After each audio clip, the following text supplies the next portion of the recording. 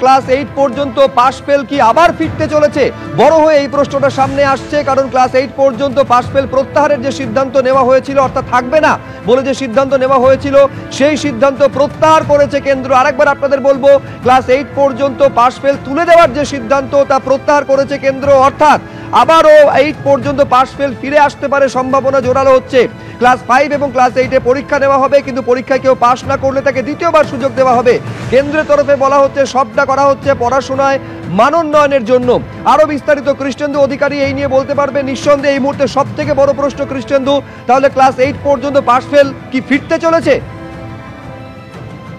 দেখো, আজকেই কেন্দ্রীয় সরকার সিদ্ধান্ত ঘোষণা করেছে যে ক্লাস 8 পর্যন্ত এখন যে চালু আছে, অর্থাৎ কাউকে ফেল করানো যায় না, নো ডিটেনশন পলিসি, সেই সিদ্ধান্ত কার্যত বাতিল করছে।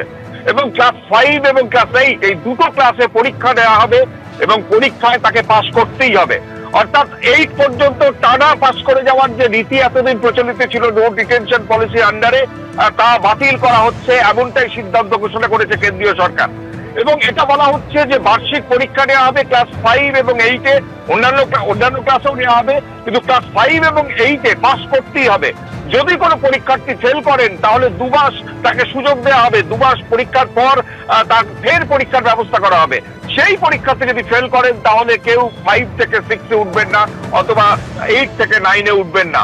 অর্থাৎ টানা যে 8 পর্যন্ত পাস না করেও উঠে যাওয়ার যে নীতি চালু ছিল, সেই নীতি বাতিল করে ক্লাস 5 এবং ক্লাস 8 দুটো দরজা চালু করলো কেন্দ্রীয় সরকার, যেখানে পরীক্ষার্থীকে পাস করতেই হবে। তবে কেন্দ্রীয় সরকার এটাও সিদ্ধান্ত নিয়েছে 8ম শ্রেণী পর্যন্ত কোনো ছাত্রছাত্রীকে বহিষ্কার করা যাবে না। অর্থাৎ তার যদি কেউ যদি ফেল করে তার পাস করানোর দায়িত্ব দিতে হবে স্কুলকে, কিন্তু তাকে বহিষ্কার করা যাবে না, কিন্তু ফেল করিয়ে রাখা যাবে। অর্থাৎ যে 2009 সালের ইউপিএ আমলে যে নীতি চালু হয়েছিল শিক্ষার অধিকার আইন, এবং সেই শিক্ষার অধিকার আইনের মূল বিষয়ই ছিল যে নো ডিটেনশন পলিসি, 8ম শ্রেণী পর্যন্ত বা 14 বছর পর্যন্ত পড়ুয়াদের কোনো ক্লাসে ফেল করানো যাবে না। তাকে যদি সে কম রেজাল্ট, খারাপ রেজাল্ট করে, দুর্বল হয়, তাকে উন্নত করতে হবে, কিন্তু ফেল করানো যাবে না।